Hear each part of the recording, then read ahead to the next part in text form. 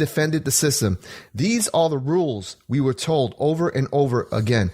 If the rules can be blocked, can be used to block Coloradans, is that the way you pronounce it, I guess, from voting on whether they want a better trade deal, a stronger border, or an end to special interest vote buying in Congress, well, that's just the way the system works, and they should embrace it. And it goes on and on. It was an amazing op-ed.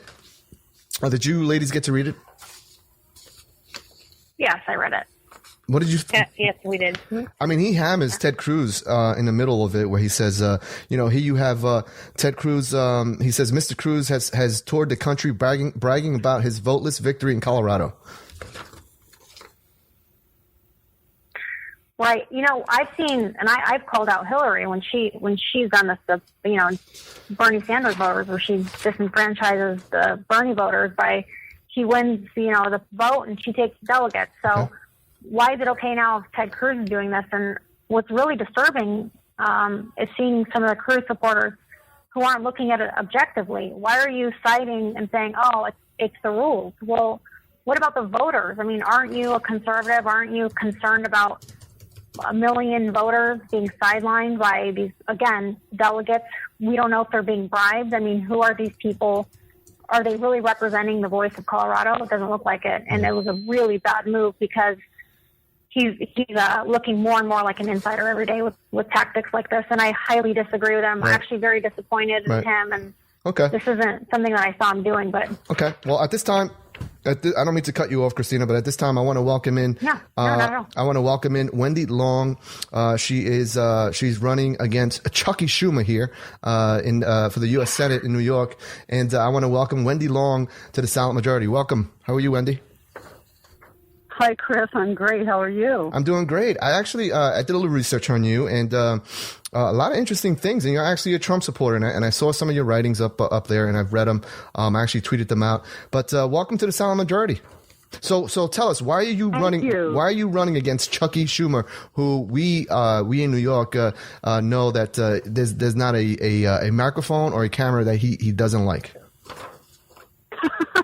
Well, you're right. It's so funny, Chris, but when you ask people as I travel around the state, I say, what is the first thing you think of when you hear Chuck Schumer? Mm-hmm. And they all say, camera hog, windbag, things like that.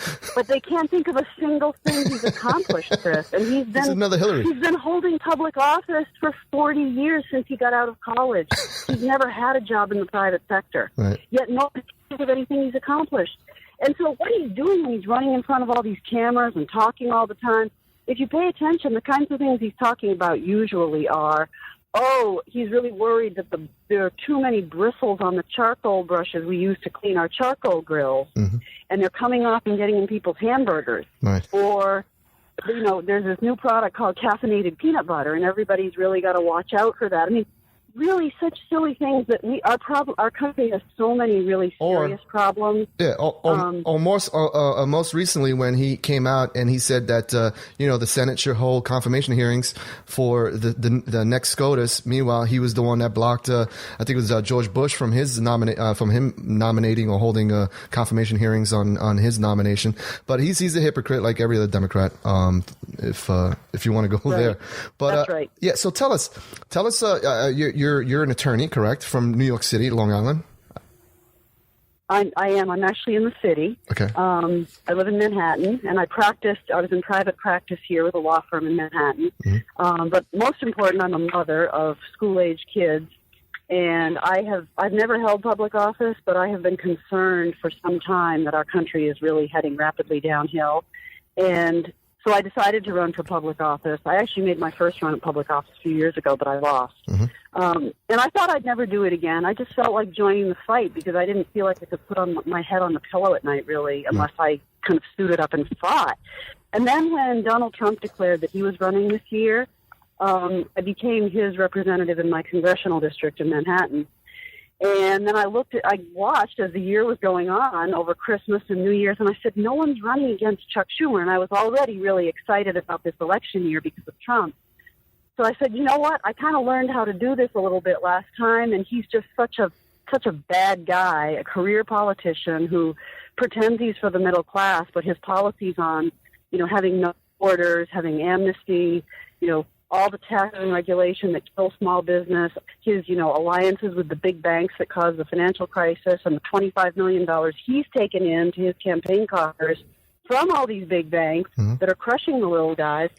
Everything he does is against what he claims to be for. So I said, the fact that Trump's running and he's a New Yorker is just too exciting. I really wanted to get in the race even more than just helping. So now I'm running. And I actually have the nomination of 3 parties here in New York: the Republican Party, the Conservative Party, which you may know is quite active in New York. It's the second biggest party on the ballot, and then the Reform Party. So I'm already on the November ballot. I don't even have a primary.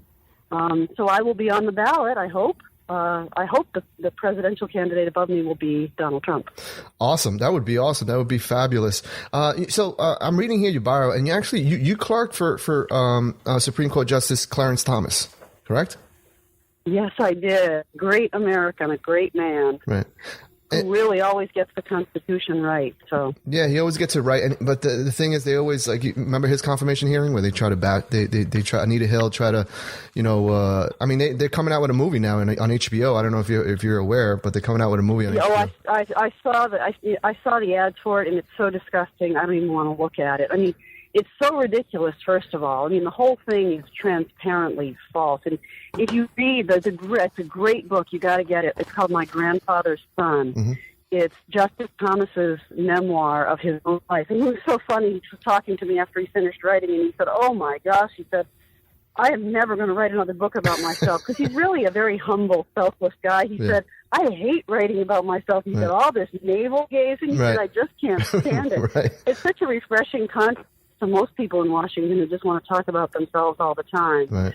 But he wrote about that. And what's amazing to me, Chris, is even if you accepted everything that Anita Hill said, which not a word of it is true, but let's just it hasn't been substantiated to this date. It hasn't been substantiated. The in fact, every other woman who ever worked for him said he was the most proper, gracious, mentoring person who gave them every opportunity and was so supportive of women, encouraged them in their careers. And by the way, if he really did these bad things, why did she follow him around for years after that? Oh, yeah. I mean, the phone logs show she was always calling in, saying, can I pick you up at the airport? Mm-hmm. I mean, it's just incredible. But here's the point. Let's accept that everything she said was true. My goodness, the worst thing he's even accused of doing is asking her for a date and telling a couple off-color jokes. Yeah. Bill Clinton, on the other hand, is a president who's raped people, and nobody seems to care about that. Exactly. That was a point. Attacking the women he raped. That was a point I was going to make, and it's hilarious that you just drew. I was trying to spit it out, but you're listening to The Silent Majority here. I'm your host. It's okay. I'm your host, Chris, and on the Rebooting Liberty hotline, I have Wendy Long, who is running against Chucky Schumer here for U.S. Senate, and my co-host for the night. I don't know if you're aware, Wendy, but I have 2 co-hosts, Christina Layla and Katya Lee, who might have a question for you. Ladies, you have a question for Wendy Long? Hi, Christina. It's an honor to be here with you. Go ahead, Christina. Hi, Wendy. It's an honor to be here with you today. No, thank you for what you're doing and for speaking out, and for speaking for the people that feel like they're being trampled by these career politicians. You need people like you, and like I said, it's an honor to be here with you today. Awesome. And Katya Lee? Thank you. I do feel like... I'm sorry, Wendy, go ahead. Establishment is really... I feel like the establishment in Washington has crushed us for so long. For decades now. Frankly, it's in both parties. Mm-hmm.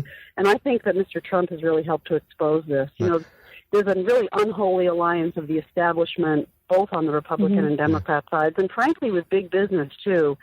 And big business and big government kind of feed on each other, and it's this, cycle of big money and big business and people who just are so powerful and have so much money, they just get reelected all the time. Yep. And we, the people, this is supposed to be a system of self-government, and somehow all of us, have been left out of that. And I think this is the year that you just kind of feel the ice breaking in that big log jam that's been there for so long. Yeah, before I go to Katya Lee, she might have a question for you. I just remember what I wanted to say also was that Clarence Thomas reminds you of the smear that they're attempting to do on Donald Trump. Meanwhile, he has the most female CEOs in his company, but that's neither here nor there, right? And every woman that works for him has nothing but nice things to say about him. Katya Lee, do you have something? That's a really good point. Yeah, you have something to say to Wendy Long? Katya Lee. Hey, so, hey, Wendy, how are you? And I just wanted to say thank you so much as well. And it takes so much courage doing what you're doing, putting yourself out there. And thank you. And honestly, I don't feel like it takes courage at all. It's when I go around the state and I meet the citizens who have Chuck Schumer as their senator, and they're being crushed by people who have college debt, who have no jobs. 500,000 New Yorkers will wake up tomorrow morning with no job to go to. And those who do have jobs, their salaries have been stagnant for a long time. And this guy holds himself out as representing the middle class and fighting for the middle class. And I just want to say, if that's what he's been doing, he's failed, and he doesn't deserve to keep his job. Listen, Wendy, I have a lot of friends that are underemployed. I have friends that are underemployed. Yeah, exactly. Underemployed, where they have to work. It's a huge problem. They have to work 2 jobs, and that takes away from them. Spend time with their families. It's just, it's insane. But listen, we got to leave it right there. Wendy Long, she's running for U.S. Senate against Chucky Schumer here in New York. Give everybody your information, where they can follow you, how they can help you in this mission.